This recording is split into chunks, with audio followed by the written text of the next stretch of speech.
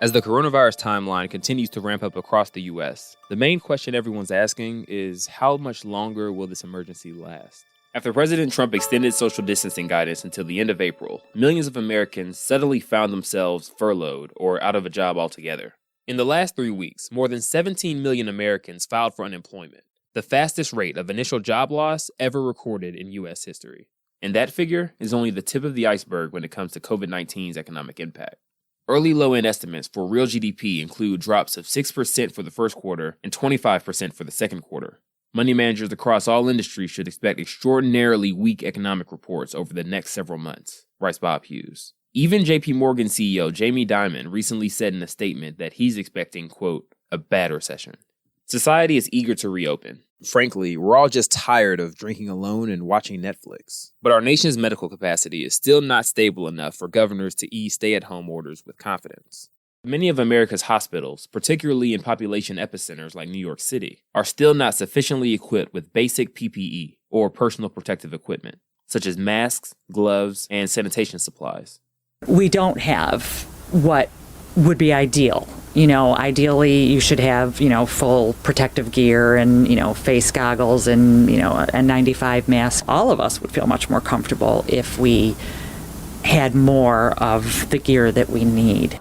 And the problem isn't limited to New York State. The OIG interviewed administrators at 323 separate hospitals around the country between March 23rd and March 27th, and found that many of them face severe shortages. This widespread scarcity has been accelerated not only by the lack of test kits, which forces nurses and doctors to waste PPE on otherwise releasable patients, but also by the government's own dwindling supply. FEMA, the CDC, and various branches of the military are now scrambling to stockpile inventory. As a result, a bidding war has ensued between states and the federal government, driving prices through the roof and forcing hospitals who are already facing dire revenue strains to try and outbid the Trump administration to fill orders, which you'd think would signal to Americans that interference from the feds isn't helping the situation at all.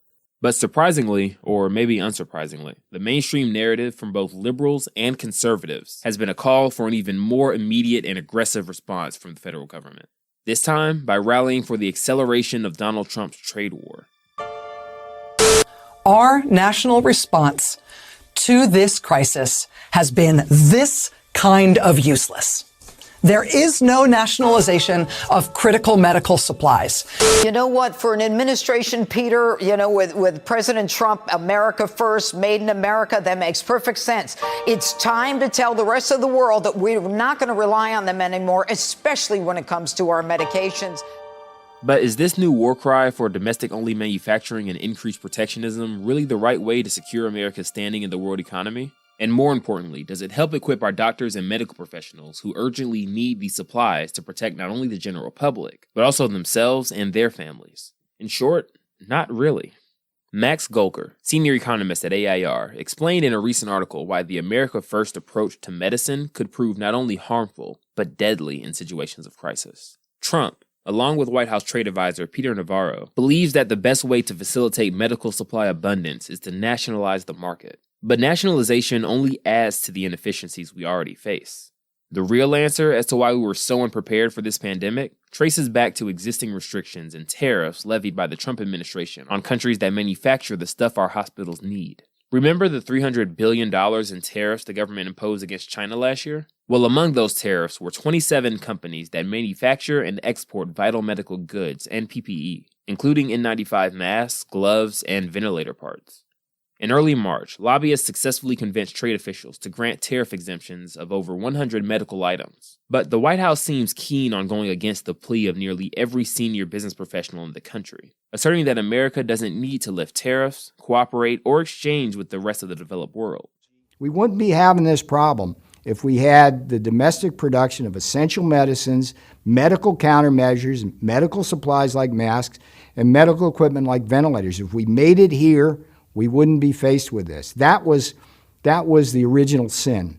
But as we've already seen, forcing state hospitals to exclusively buy American-made products only stifles their ability to get affordable, high-volume quantities of PPE. And now we're stuck, scrambling to solve what should have been a non-existent problem in medical supply chains thanks to these protectionist disruptions.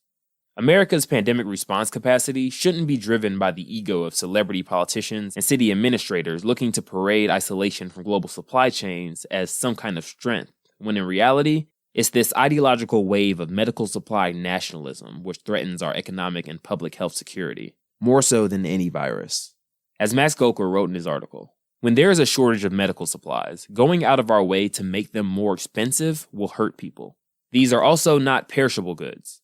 Stockpiling inventory from efficient sources to be deployed in a future crisis seems like a safer bet than shiny new American factories sitting idle, waiting to ramp up production when the next virus hits.